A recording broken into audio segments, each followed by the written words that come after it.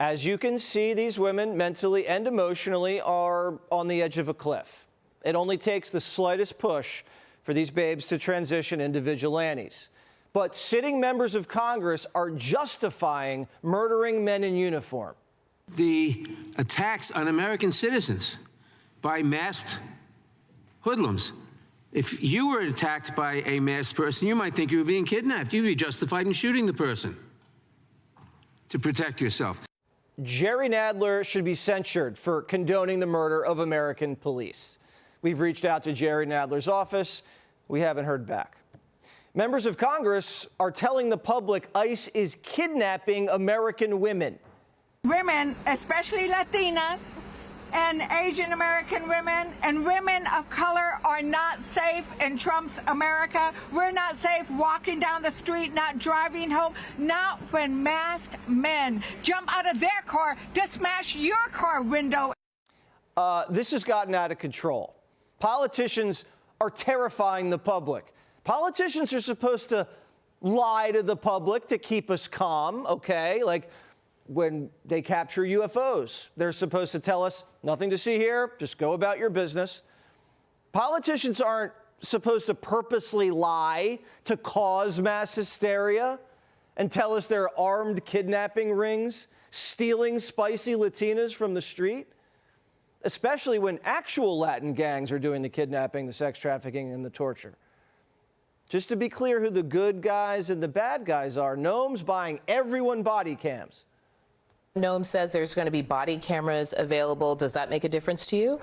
It's too little, too late, you know, and I don't know if the cameras will be on all the time. Often what we've seen is that just before the heinous acts, the camera has been turned off. Okay. Shree's saying that ICE agents are going to turn off their body cameras right before they throw young Asian women in an unmarked car where they're going to commit heinous acts upon them. Is this Shree's fantasy? What kind of sick people are we dealing with here? Who thinks of this stuff? First, they said illegals are like Anne Frank, hiding in the attic. Now they're calling ICE the Jews. Minneapolis, which is currently under occupation, for us to dismantle this department that is not just rogue, but unlawful. And yes, obviously, if Kristi Noem does not resign and the president doesn't fire her, Democrats are ready and willing to impeach her. How is occupying your own country a crime? Is Minneapolis on a reservation? How come Omar can enforce a border, but Trump can't? Now, if you thought the daddy issues couldn't get any worse, Democrats are making posters of Stephen Miller and putting them up on their walls. I want to remind the American public of Stephen Miller. There is probably no single person in this government has done more damage and more harm to people across this country, immigrants and U.S. citizens, in the terror that is happening across this country than this man right here. You know where Congressman Garcia was born? Peru. Where's his dad? We don't know. Mommy brought him over here when he was 5. He was illegal for a few years. Then someone gave him a green card. Garcia marries a guy and somehow gets elected to represent Long Beach, California.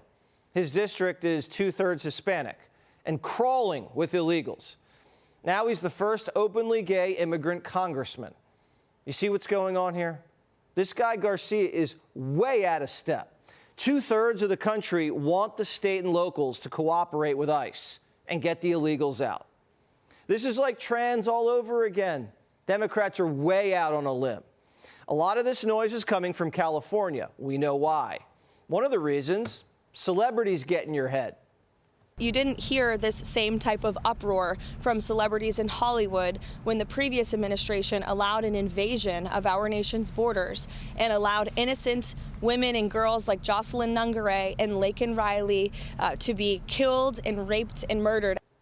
Hollywood is an industry that has a nasty reputation for exploiting women. The casting couch, Cosby, R. Kelly, Harvey Weinstein. We all know how women get their roles there. Sometimes it's an open secret.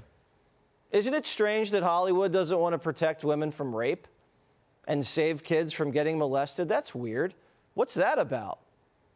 Biden let hundreds of thousands of children get trafficked into sanctuary cities, and they're fighting to the death to keep them there. We do not need a surge. They know that if you come after New York City, you will destabilize the economic engine of the country. You do not want to go there. Biden's migrant wave punched a $12 billion hole in New York's budget, sent crime to record highs. Rent went through the roof. Traffic and homelessness exploded. That's what destabilized New York. It got so bad, taxpayers fled to Florida and even Connecticut. Open borders are a weapon aimed right at the heart of America's most beautiful cities. This is what Cuba did. Peter Schweitzer articulates it in his latest book, The Invisible Coup. Castro put 150,000 Cubans, the dregs of society, on boats and sailed them to Miami, and they blew up South Florida. Mexico's been using migration as a weapon for decades. They want the Southwest back. The Mexican government says it's theirs. Este es lo que era Estados Unidos. This was the United States in 1830, and this was part of Mexico. We were settled there before the nation now known as the United States. The Mexican men and women who are settled in that place are settled in what has always been their homeland. That was the president of the Mexican Senate. And presidents of that country have been saying it for decades.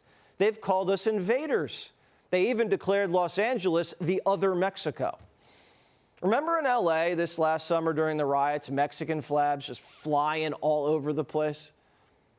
The Mexican Senate said Mexicans are on our own territory. California, Nevada, Texas, Utah, New Mexico, Arizona, Kansas, Oklahoma, Colorado, and Wyoming. We're going to reclaim our territory that you stole from us. Look around.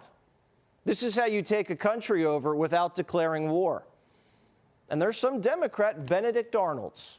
We are standing on Native land, and Latino people are descendants of Native people, and we cannot be told and criminalized simply for our identity or our status. Hey, Sean Hannity here. Hey, click here to subscribe to Fox News YouTube page and catch our hottest interviews and most compelling analysis. You will not get it anywhere else.